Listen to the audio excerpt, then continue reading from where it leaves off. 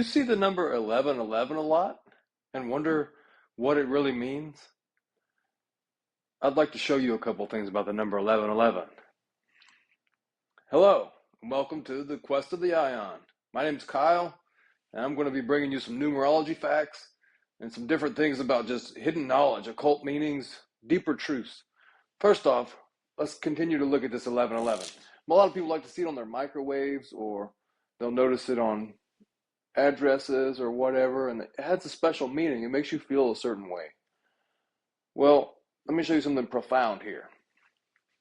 You know how in the Bible it says a lot of stuff about church, and if you're not going to church, you're not going to be saved? Check this out.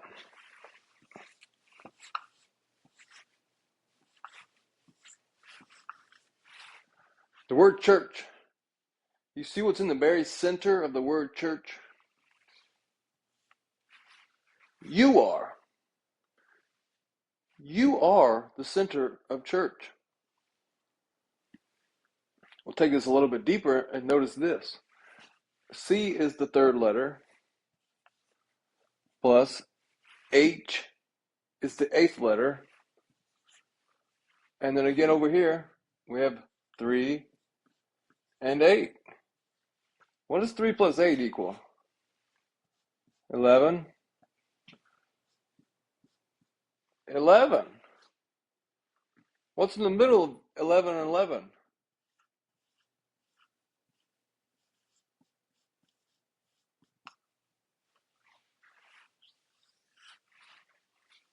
You are. You think maybe this is why you feel when you see 1111 all the time? There's a message to you? What does it say right here? I have a Bible here. In Matthew 16, verse 17 and 18. And it says, And Jesus answered and said unto him, Blessed art thou, Simon Bar-Jonah, for flesh and blood hath not revealed it unto you, but my Father which is in heaven. And I say unto thee, that thou art Peter, and upon this rock I will build my church, and the gates of hell shall not prevail against it. And we know the Bible is all allegorical. Check it out right here. Ephesians 6:12. For we wrestle not against flesh and blood, but against principalities, against powers, against the rulers of the darkness of this world, against spiritual wickedness in high places. What do you think that's talking about? In high places. It's all in your mind. You are the church. It's trying to tell you that if you're not going inside yourself for the answers, you're not going to find an answer. 11 is the soul. 11 means the spiritual teacher. It's a master number in numerology. It has a very profound meaning. And it's all through the Bible. The church, I will build my church upon this rock. He was talking about that human form, because flesh and blood did not reveal that to him, but his Father which is in heaven. In heaven is your head, and you have a dream in there. And if you're not working with that dream, then you're out of alignment. You don't feel right. You're going to a job you hate. I was doing it. I quit. Everybody asked me what I was going to do. I said, I don't know. I don't know what I'm going to do. But I knew I was following my heart. Something was guiding me. It ended up guiding me to right here where I stand, to bring you this message. You are the church. There's not a building you can go to. You're leaning on some man to tell you his understanding when you know that in your heart there's something more. It's not right. You're not feeling right. It's not right. You can't lean upon someone else.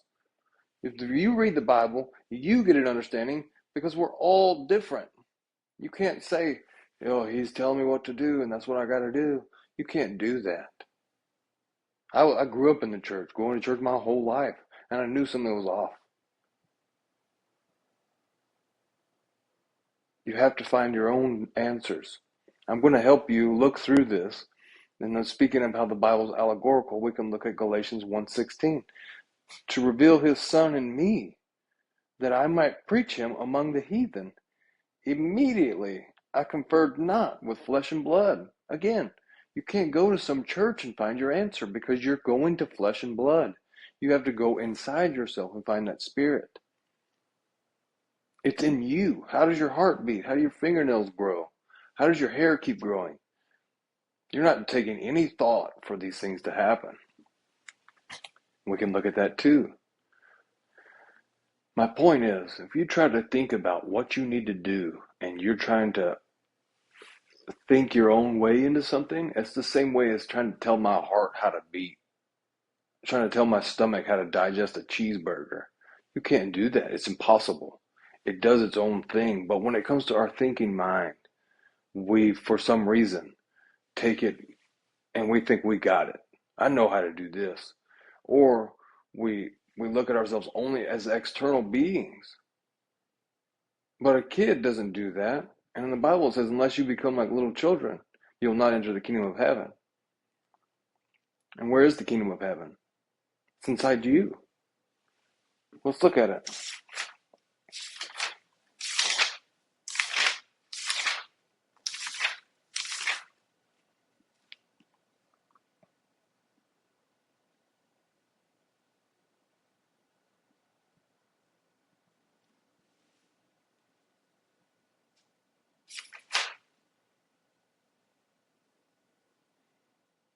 In 1 Corinthians 3:16, sorry, it took me a minute to get to that.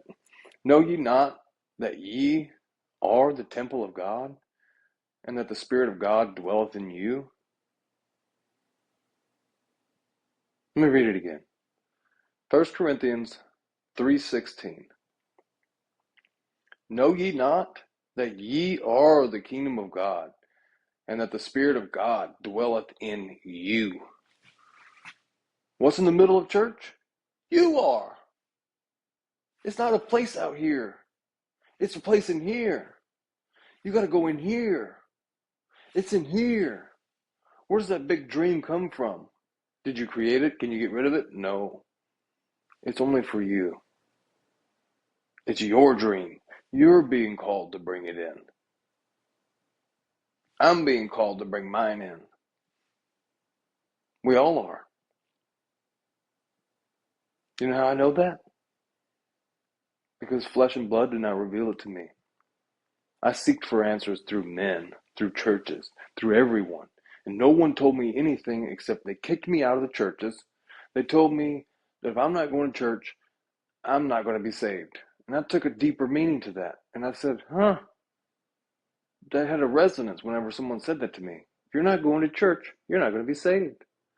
And I kept thinking about it, kept thinking about it, kept thinking about it. And this is where it led me to. What's in the middle of church? You are. I am. And I say unto thee, thou art Peter. Peter means rock. Petro means rock. Thou art the rock. And upon this rock I will build my church, and the gates of hell shall not prevail against it. That means if you've built yourself in your mind, no evil thought can get to you because you have raised your consciousness to that Jesus consciousness, that God consciousness. And nothing will stand in the way of you doing on this earth what you know you were called to do. Yeah, go tell somebody you were called to do something. Enjoy the ride.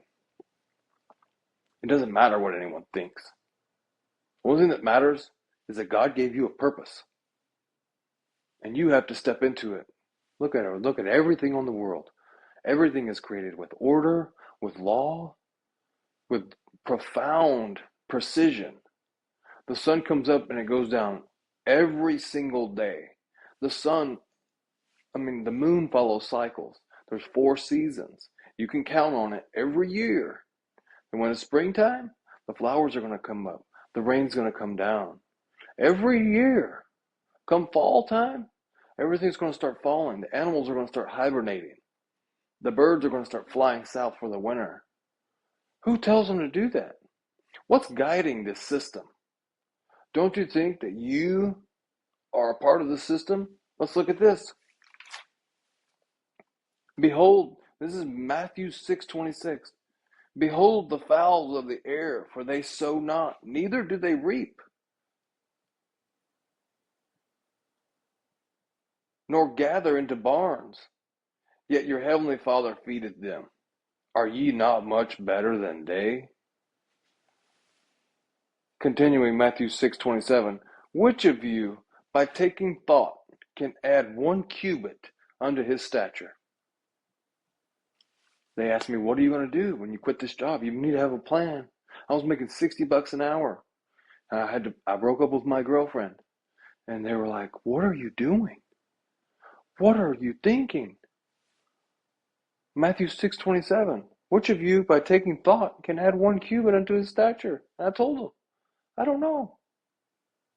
I was following my guide, just like the sun coming up and going down, the season when the bears go into the cave and the squirrels are gathering nuts because they know that the season is coming, that there's not going to be any nuts anymore. We have to gather them up. We have to be ready for the season to come. The flowers are going to rise when it's springtime, and the rain's going to come down and bless it. It's going to feed it. We don't gather into barns. We don't lean on the job as our source of income. I didn't, because I knew I was the source. I'm following my guide. I'm following my heart, my passion, my dream. I'm not going to come to the end of my life and realize I didn't do what I'm supposed to do. I got 2 kids I don't get to see. You know what? I planned to go see them from Washington. I drove to Memphis, Tennessee, from Washington State. I went to go see my kids. I called up my ex-wife and I said, hey, I want to see you guys. Is there any way we can meet up? And push come to shove, she calls me that day when I'm in Memphis and I'm about to meet up with her so we can talk. And I look it up on my GPS because something doesn't feel right. And it's at a family lawyer. And I said, what is at this family lawyer? And she said, I was going to ask you to sign the kids over for adoption, but I wanted to do it in person. And again, I said, okay, if that's what you think is best, then we'll move forward with this process. Because in my heart, I could feel it. I said, I could sign this paper, but nothing has taken away my kids from my heart, and there will be nothing to stop me from creating a life where those kids know that I love them. And I will do everything in my power to make sure I provide for them, regardless of whether they're here with me right now or not. No one can stop that. But did I take the circumstance and say, hey, what am I living for? What am I doing? No, I didn't. Because after I quit my job, right before I quit my job, I was sitting on the couch and something came over me. I said, are you doing everything you can for your kids? Are you being a man and doing every single thing in your capabilities to provide for those kids that you don't get to see? The pride and joy of my life that I've had stripped from me. Let me tell you something. When life strips everything from you, you start to find meaning in the little things.